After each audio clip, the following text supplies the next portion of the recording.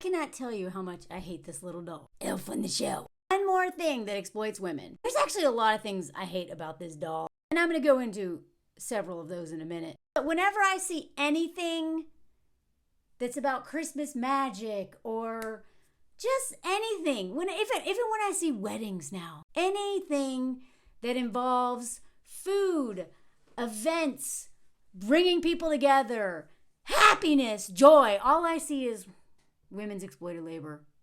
Literally everything. And this doll is such a perfect example of women being exploited and kept busy through the competitive nature of capitalism.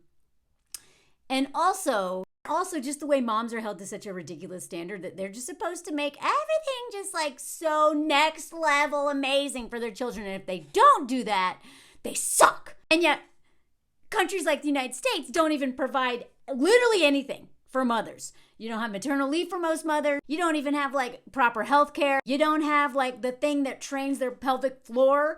You know, that like game thingy like they have in France. My student wrote this amazing article. Google it if you want to read it. That thing that literally makes it so that you don't piss your pants the rest of your life. Right? So mothers in the US already get screwed out of the gate at every turn. No help, hardly any resources, and then an enormous amount of pressure and competition. I think the competition gets worse and worse the richer you are. And I don't know if that's because it's just built into like white supremacy culture, if it's, you know, that all of this stuff is just like a flex of like your wealth, so it's like tied to class or whatever. I don't even have time to go into all that. All I know is that the competitiveness of mothering, parenting, but especially mothering, is off the charts. So what better to throw into the mix and make all that worse than to put this stupid doll into the picture? So now parents, and by parents I mean mothers, because it's usually mothers doing this, have to come up with a new idea every day. I don't even know how long this goes on. Is this like a month? Whatever it is, I know it's fun. One of my mutuals, I'm going to tag her. She's talked about this. She actually enjoys doing this. So for moms who enjoy doing this, good for you. This is something super creative. It can be fun. It can be funny. As long as you honestly want to do it, then keep doing it. I love that for you. What you don't need is any more shame because you got mom guilt probably already exhausting you. But, you know, The Guardian wrote about this. I don't know this poltergeist visit things. I think this is like a UK cultural reference because I've never heard of it. The Guardian talked about this elf on the shelf thing, that now a lot of parents feel under a lot of pressure to think of new poses and scenarios for their elves to win kudos on social media. Not that it's drastically harmful in and of itself. It's kind of the why. Why are you doing this? And in a lot of cases, it's not just for fun. It's done purely for social media clout, i.e. a lot of parents, but mothers especially, you know, their whole online thing is about like parenting and stuff. And so then there starts this competition. Who can be the most creative? And it becomes like a trend thing. And then you couple that with a system that makes women center men and their children so that they completely lose themselves and don't have time for themselves and don't have resources for themselves because they're so exhausted trying to meet the basic human needs of everyone in the family to their own expense. We are taught to be martyrs from the day we're born, to center everyone but ourselves. So then when and if we become mothers, like multiplies times 100, and then society reinforces all of that. And social media makes all that worse. And so for a lot of women who maybe all they have, the only creative outlet they have, because God forbid they take a writing class or a painting class, no, there's never money for that because dad's spending all the family money on his hobbies or his booze or whatever self-destructive thing or selfish thing he's doing. There's never money for mom to do anything but something at home like knitting or something that's cheap, right? So instead of having any outlet for all of her creativity, it goes into social media. And Elf on the Shelf is a perfect way for that. And again, if you love it, if you enjoy it, if it truly gives you so much joy, then I love that for you.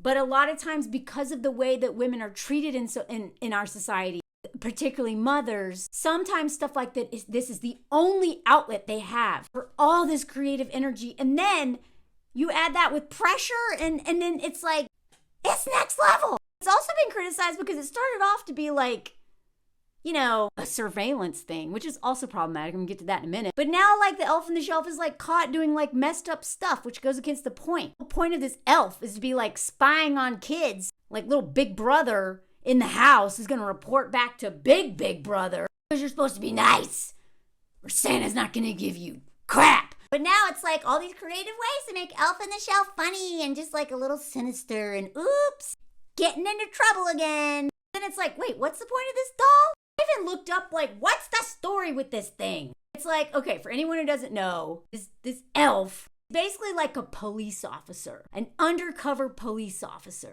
Santa is like, Big Brother, or, the U.S. government, military war machine, prison industrial complex, colonizer. Still, right? So the police, little elf reports back to Santa whether you've been good or not. Hides around your house. It's supposed to be fun hide and seek, right? And all this is supposed to make it so that you get a lot of presents because you've been good. Because we know that teaching children that everything is either good or bad, there's no gray area. That's real healthy, right? And you can't touch them. No touching. As much as I like the idea of that, consent, autonomy, it also kind of teaches kids that they don't deserve privacy. No matter what you're doing, either Santa or his little police minions are looking out at you.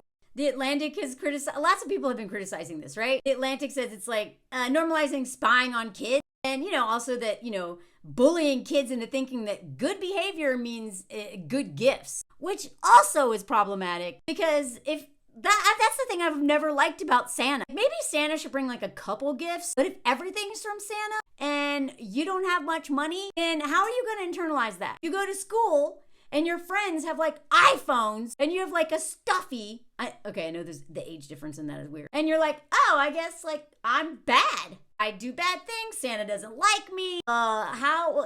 And then the rich kids are like, yeah, dude, I'm great.